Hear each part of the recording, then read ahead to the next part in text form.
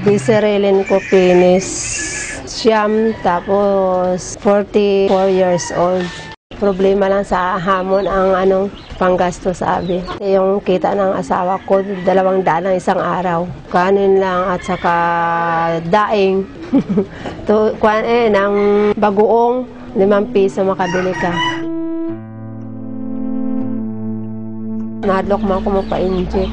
Nahadlok ko sa injection.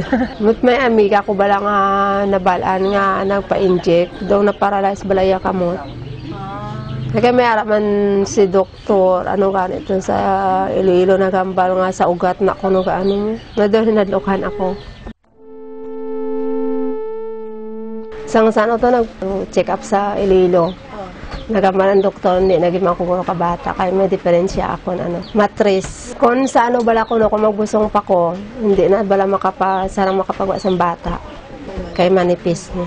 Hindi na dapat, kay delikado na. Kuwala ako sa doktor, hindi ko pwede ka pangabudlay. Para sa mga mabugat, magkakwat bala, hindi bawal sa akon.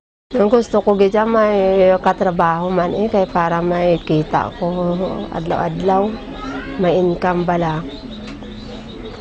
Ay, isang nag-aubra ako sa sulod balay, sa balay na isang vice mayor namon. Ay, kay subong din ako kapangakuan. Amo na gani kay nagbatsyag na ko. Kaya muna na ako nang nag-ano bala.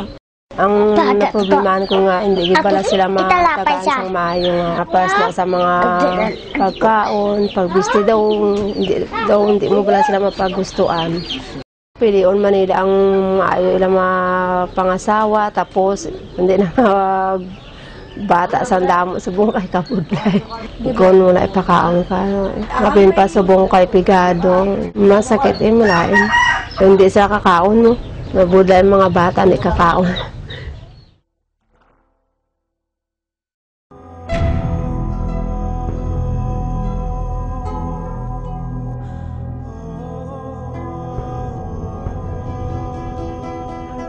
Reinhardt Lagos. Siyam akong bata. Nagatrabaho ko, panglabada, kung gisaan nagaobra ko sa restaurant. Tiyaga lang gisa kung ano lang ang ara. Kung may kita anang bana ko tingob kami na bakal bugas. Bugas na ginapalabi namon ang suda namon yung kisa. Mayroon ang kisa nga mabakal kami pulo ko pesos uga, pulo nga utan. Nang luto na balana amo na akong kisa kung first na gabi nga wala nagid ginamos nga 5 kapi. Para lang gid nga may ara ko noon. Pero kung kisa asin, way nagid tuyo. Kay bala mo sa tunguna ko nga kapila ko bala mahulugan. Apat ko nahulugan. Ambot kay hindi man kuan daw mahina lang siguro ang bala ang akon nga patitiyon ko okay lang.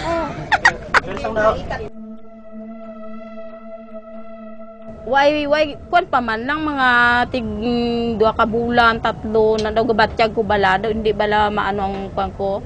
Amo to na sang nahulugan ko dog nagapahilot ko sadto. Sang uli na nga duma okay naman ang magbusong ko, okay naman way na ko may nabatsyag, way naguntat na ko pahilot. Kay da okay pa kundi ka mahilot. Way na ko nagapahilot.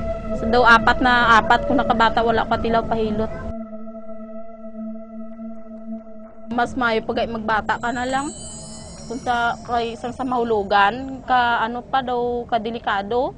Ang magbata ko ya daw, okay pa ko, normal pa ako. Kung po sa nang nahulugan, damo ko ginabatsyag. Ay, nahulugan ko, wala pang kung hadaan nagapa-doktor. Wala man ko kaagi kwan, ng raspa. Nang hindi balas lang mag-ilog sa amon niya nga wala tinapusa na. Siyempre alin sa una, pigano mo na akong ginikanan ng gustoon ko man balang nga mag-iskila, hindi ko ka-iskila. Sa uli, nang bata pa ko, nagpursige na lang ko yung maobra sa tao para mabuligan ko akong ginikanan.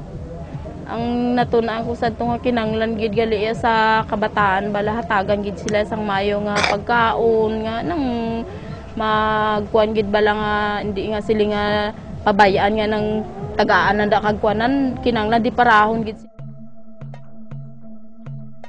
Bisan hindi ko man makuan nga ng mga manami gid nga pagka-ampro gid na siguro ko gid ang ilay nga kuan nga mapakaon ko gid sila sang 3 times a day kun aga na kun hapon amo nang ginahimo ko kun hapon magtigang kami na pulo pa sobrang kun aga mo nang napapamahaw ko sa ila kami way na kape na lang na amon niya Sila ginapakaon ko ginaantis magpalakat ko sa eskwelahan. Way kun sila napa-eskwela kun wala man lang sila hindi sila kapamahaw. Ko iban kay nga tao do nagatingwa bala nga mapakaon among kabataan ti ano kami nga ginikanan nga muna bala nga nang hindi namon pagkuanon nga kun way na limbawa wala na sila feeding ikuang ko man nga kun ano tong ginaano didto gidogin ano ko man sa akong panimalay nga ang kabataan ko makakaon gid sang insakto nga bisan papaano yan di sila pala pagutuman.